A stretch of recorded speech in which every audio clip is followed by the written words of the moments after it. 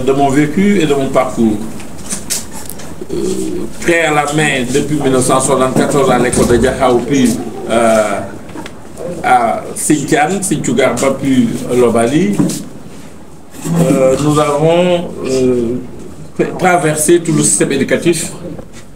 ayant repris les études après 1976 pour faire l'économie supérieure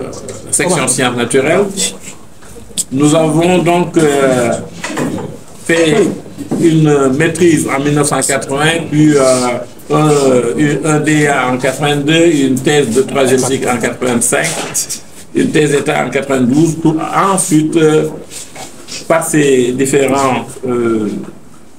aptitudes, nous avons eu à gravir l'ensemble du système universitaire en étant assistant en 82, maître assistant en 86,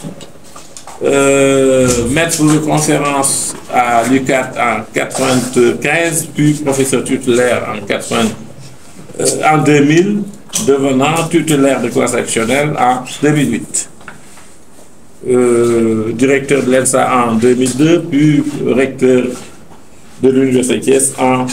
2007. Donc c'est tout ce parcours qui justifie que je puisse me permettre un peu de faire une analyse et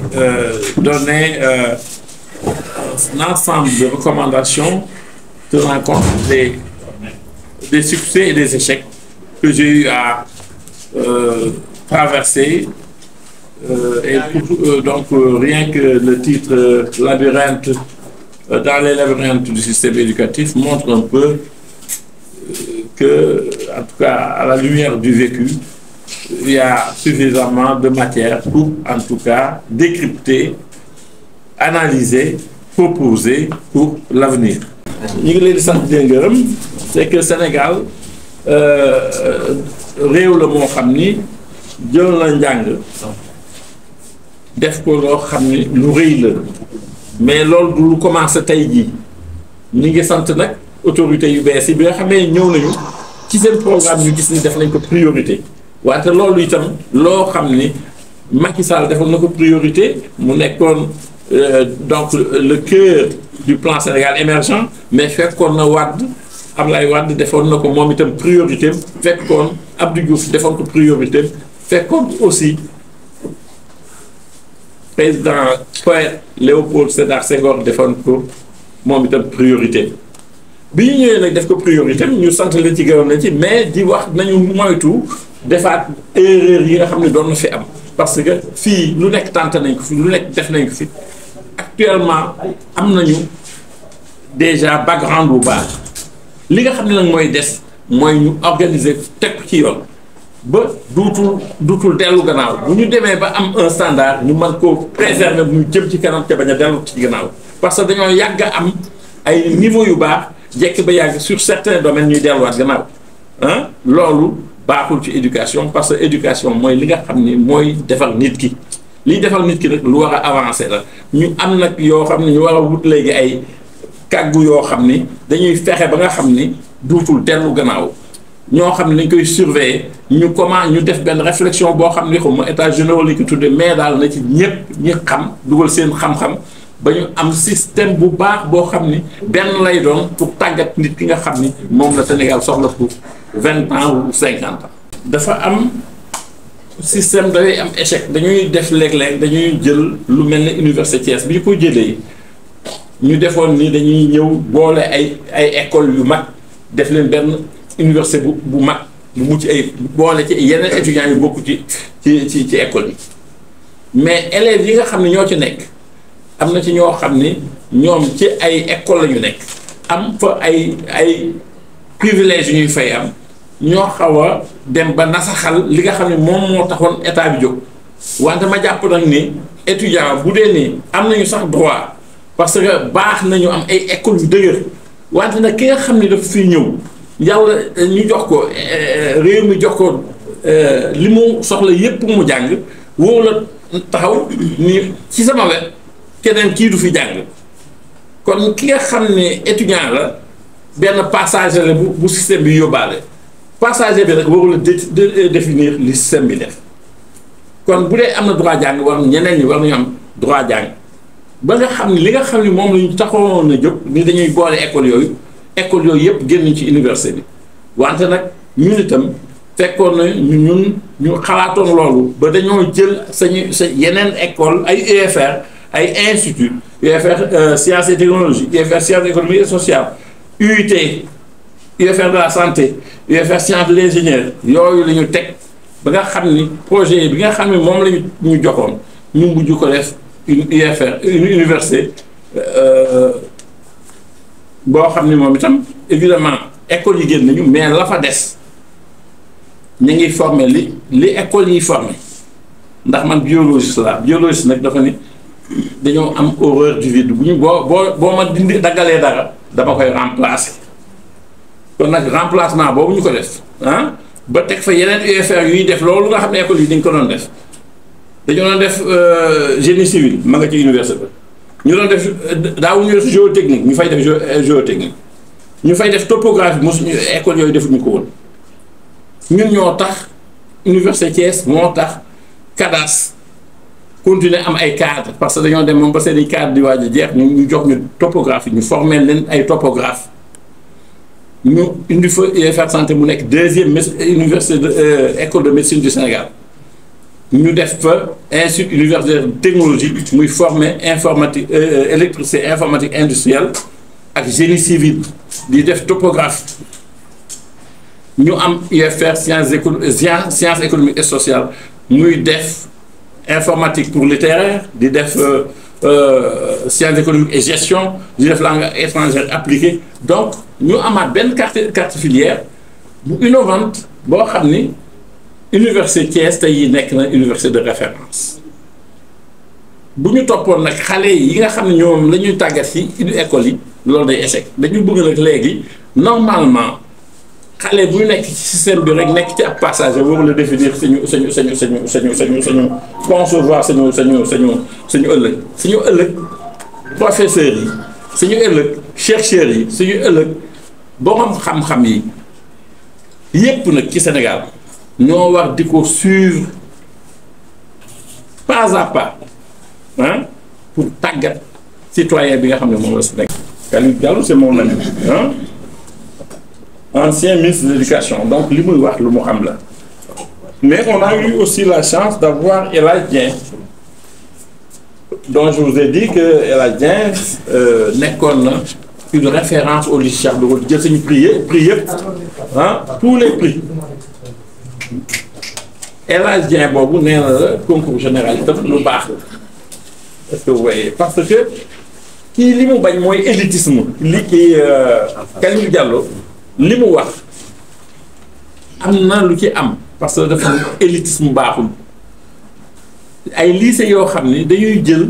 seen lépp concentré ko ci jéem a fexe ba am ay prix concours général parce que boo amee prix concours général ñu dégg la mu ragal nag loolu ñuy def pour jox ay xale ci lycée bi li ëpp ci xam-xam bi def ci sax di ci neexalaate di ci def def ci un système dans le système pour avoir des étudiants yuy génn concours général c'est ça qu'il condamne parce que peut-être est-ce que du loo xam ni dafay indi un peu un poids deux mesures est-ce que du indi que mu am ñoo xam ne dañu leen di relarguer dañu leen di larguer au passage est-ce que vous voyez mais avoir des élites c'est pas mal man bu ma nekkee ci ab système ma xam ne lii dafay joxe tur même bu dee ci basket même bu dee ci sport bu dee damay jëli sax ay élèves yoo xam ne xëy na amuñu benn niveau bi danaa fexe ba parce que bu dee bu ma amee Sadio Mané sama école mu jox ma équipe boo xam ne dañ koy dégg ba France ba États-Unis ba dans le monde loolu itam bonul en quelque sorte pour ñu def ko donc bu dee nag ci xam-xam ah bu dee ci génie en herbe bu dee ci les différentes disciplines je pense que ça devient un peu un truc boo xam ni quand même baax na parce que day développer l'excellence ah day développer l'excellence day fexe ba université bi sa école ci discipline sangam ñu ni moo ci jël prix concours général te concours général nag mooy li nga xam ni bu dee da ngay wut niveau mooy le sauveur, l'excellence. Visiter nos universités, Dakar est tout proche, vous pouvez savoir la réalité. Hein? Tous les espaces sont maintenant construits, mais j'ai vu un chapiteau prendre feu et être consumé en 15 minutes. Hein? Donc ça, il faut éviter ça parce que il faut vraiment construire de bonnes universités dignes de ce nom, avec des infrastructures de qualité. Il faut également équiper les laboratoires, les salles de TP. Il faut que tous les atouts soient réunis dans les universités qui existent avant d'aller plus loin. À chaque fois qu'on dit qu'on a créé une université, il ne faut pas dire qu'on a créé une université et la laisser à elle-même sans infrastructure. L'université qui est créée en 2007 ne dispose pas encore de salle de TP digne de son nom, ne dispose pas encore de salle de laboratoire digne de son nom. Or, en Europe, maintenant, les laboratoires, c'est presque des usines. Hein. Ça coûte extrêmement cher. Et au même moment, nous avons du matériel acheté en 2012-2013 qui ne sont pas encore dans des salles parce qu'il n'y avait pas de salle où les mettre. Et même quand on a des salles où les mettre maintenant, c'est un matériel scientifique qui est gardé dans des magasins pendant 10 ans, peut-être perd de son opérationnalité. Donc, il faut poser les bons gestes. Créer une université quand, d'abord, on a déjà construit les salles. Vous avez entendu parler de l'université qui est sans salle, sans mur érigé, ni texte rédigé. Hein? C'est faire la charrue avant les bœufs. Donc, à ce nouveau régime qui vient d'arriver, on leur demandera de ne pas essayer de faire le double de Macky Sall en université créée. Parce que ces universités ont déjà été créées. Mais les universités qui existent, il faut les renforcer. En salle de TP, en laboratoire digne de ce nom, avec des budgets pour l'année, au lieu de budget voté sur 8 mois de salaire. Vous voyez? Donc, je pense qu'il faut de l'organisation. Dans toute chose, il faut de l'organisation. Hein? Ce qu'on ne sait pas faire, c'est de veiller à ce que dans une filière, on ait toute la chaîne. Hein? C'est ça qui manque souvent. Et donc, ça, on les attend à faire mieux, pas plus forcément. Plus quand ça, c'est nécessaire, mais pas de rajouter pour dire que tel avait fait 3 universités, j'en fais 5 ou 10. C'est pas, donc, je pense que c'est ça qu'il faut éviter. Aussi, également, nous avons des ressources humaines de qualité. Des professeurs émérites. Il ne faut pas les jeter à la retraite. Ils peuvent aider à regarder les programmes, regarder où on va. Il faut éviter également les discontinuités entre régimes. Il faut que la chaîne éducative, puisque c'est le laboratoire qui forme l'homme, qui forme le citoyen de demain, ça ne doit pas s'arrêter parce qu'il y a un nouveau gouvernement. N'est-ce pas? Donc, il faut trouver des conseils, des commissions, hein, pour veiller à ce que la chaîne ne s'arrête jamais. Et pour qu'on ait un système performant qui forme des élites de qualité. La qualité, c'est ce qui est à rechercher.